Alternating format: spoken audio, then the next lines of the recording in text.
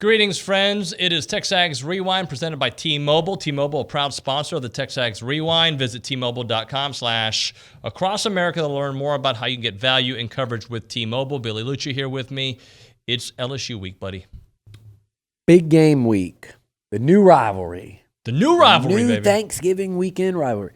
It is a rivalry, damn it. I don't like them. They don't like We us. don't like them. They don't like Aggies. They don't respect A&M. They think it's a few years ago when they went 6-0 to open up SEC play. They thought it was a fluke when A&M beat them 74-72 in 7 overtimes. They got their feelings hurt because we made some stupid cups. They still won't stop talking about that. And A&M needs to go down there with the coach that they wanted, not once, not twice, but 3 times, and go down there and beat them in Death Valley for the first time and be 3-1 in the last 4 against LSU and force them to come in here next year trying to avoid 4 out of 5 with the new head coach at Kyle Field. So really important game for not only the season for these guys, A&M, and what it could mean for a New Year's Day bowl, but also in regards to that rivalry and all the recruiting ramifications that go with it. And look, at the end of the day, for A&M, to get to where you want to be, it's about beating Bama first and foremost. And I think right beneath that is establishing yourself as superior to LSU. All right, some more from Billy on that topic here on TexAgs Rewind. And we also talked about the Prairie View game. There were some great moments in that one. Antonio Johnson comes to mind. We had our SEC Network two-pack there, or two-pack there, I should say, with Tom Hart and Peter Burns. It is TexAgs Rewind. You know, it was going to be a bad day for Prairie View anyway, but the first play of the game, they had a chance to score. They did have a chance to score. It reminded me, and I'm sorry to bring this up, Ags, but it reminded me of the 77-0 loss up at Oklahoma, where the first play of the game, Reggie McNeil just barely overthrew Terrence Murphy for what would have been a touchdown, and it went straight downhill from there. And it was kind of the same situation for the Prairie View Panthers. If only we could have changed things there. So I guess if we're going to talk about some of the things from this game, OB, for the most part, the team stays clean. There are some injury situations that we'll be addressing here with Jimbo later on today. Caleb Chapman left the game early. Anias left the game. But overall, a clean game. Zach Calzada clean. Running game able to do what they needed to do. We got some youngsters in at the wide receiver spot. Defense looked good. Overall, it went the way it needed to go. You know, it did. What I was most disappointed with was that I thought I was going to be getting – my wife didn't even compliment my lead on my column, and I thought it was a moment of brilliance. You had a moment of brilliance? Yeah. Which was your lead? I don't remember. I said that the Prairie View – defense looked like a deer in the headlights because of a moose in the highlights. Oh, look at you, my friend. Yeah, Moose. The Moose. The Moose was big. And did you see, here's what I was so impressed with Moose about was the touchdown catch he made when he was well covered. Yeah. I mean, that was, forget that it's Prairie View. The guy was right on him, and it was a great throw. It was as good a throw as Zach Calzada threw last week.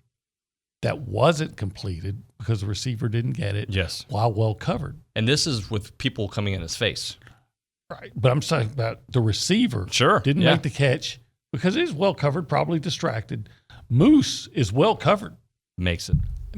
It's almost a one-handed catch almost. But, man, so I don't know how you keep Moose on the sideline. I mean, I'm not saying he's got to be in the starting lineup now, and I know it's just Prairie View, but he showed enough to make you think, man, this guy, you got to see what this guy can do. Well, I'm a big believer in letting your playmakers play, and he's a playmaker. He makes plays. He makes catches. He makes plays. He gets open. How about that catch on the punt over the shoulder? Oh, yeah. I was like, let it go. Oh, no, that's an 18-yard. And dang near. I used to say that when I'd watch his highlights in high school, and I know that's just your best plays and everything in his high school, but every time I saw him, I kept thinking Christian Kirk. There's a Christian Kirk vibe there, yeah. But he was so much like – he was just like Anias Smith. He even changed his jersey number before I mean, he was so much like Anias. making big catches downfield, making people miss, showing toughness. He almost had 3 touchdowns. He got stopped on the one, but he was, it was a big catch at the one. He was fighting his way. So close to getting the hat trick. Yeah, he impressed. Keith Brown, one play. It's a fast guy. Fast dude. Now, you mentioned in your column that, we wish we would have seen that play at some other point.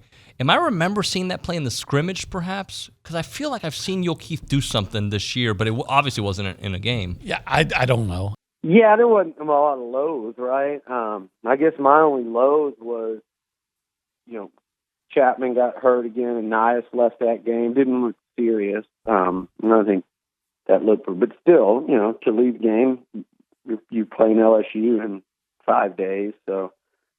Just the continued Chase Lane on the scooter before the game. So Dean is out for the year, for the final 2 games anyway. That's the kind of attrition at a position you hate to see. So that was the only part of the game where I came away going, everything else was a feel good afternoon at Kyle. I thought it was awesome. There's such a special group of seniors. It just feels weird though, 11 a.m. Prairie View, these senior days, because, it used to be, it was either a Big 12 game, and then even in the SEC, every other year, your final home game is usually, or every other year it's LSU, and then there are some times where even sometimes you catch a conference game and not that November bye game, but it is what it is. This is a special group of seniors. I feel like there's more. I wrote that there's more unfinished business for these guys. I felt like it was like, hey, it's their day because it's their last time to play on Kyle Field, and that means a lot to so many of those guys that have played on that grass so many times. And by the way, really, I'll talk about this in a second, but we're going to see all these guys in Death Valley, and hopefully most of them in a significant bowl game. So. I didn't feel like it was as emotional for the fans and us as it was for the kids. It's their last game at Kyle Field. The dreams came true on that field. And here's what they did, and this one thing I didn't write about or say yet. They went out and took back Kyle Field. You think about the older guys, the guys like Michael Clemens and Aaron Hansford, Tyree Johnson, Leon O'Neal, some of the oldest guys on the roster, the 4th year and even 5th and 6th year guys. When they got to A&M, the Aggies weren't winning a lot of meaningful games at Kyle Field. Hence the stupid, ridiculous Herb Street video. He's completely jumped the shark in the last couple of years, unfortunately, in my opinion. I agree. I don't always agree that there's there's an anti-A&M deal. I do think Herbie's jumped the shark when it comes to A&M here in the last couple of years. But that video was the truth in it hurt, but they didn't understand the why the truth. The truth was A&M hadn't won many or any truly meaningful games at Kyle Field. Well, the reason why is because the teams weren't that good. That was a simple answer to that. Like, how many big games is USC winning at the Coliseum these days? How was that broadcast the other day from the sidelines, Vandy, Ole Miss, and is that something you guys are going to try more often? It was a lot of fun. I don't think we can do it every game. That game, if you just looked at the point spread going in, wasn't supposed to be that close. And I think, honestly, you could have looked at it and said with Matt Corral, Ole Miss will probably put up a lot of points. They didn't. So you don't want to do it every game, and we want to make sure we serve the viewer, but we thought that was a way to make that game more interesting. And I tell you what, just from a fan perspective, I wish everybody who likes college football, pro football the same way, had an opportunity to be down on the sideline and that close. The size, the speed, the strength, the intensity. I just don't think television does it justice. And I don't think you can see that if you're sitting even in row 30. So to be down on the sideline and that close to the action gave me a better appreciation and perspective. And it made it a lot more enjoyable for me. And I hope we were able to convey that. There's an interception on the sideline late in that game where the defensive back just got his toe inside the chalk, and we were on the side of the paint. We were right there for it. The difference between winning and losing and close and not close is minuscule, and you really see it when you're that close to the action. Did you have any plans just in case you almost got hit? Was there like any all right, we're going to move it, because it gets scary on the sidelines.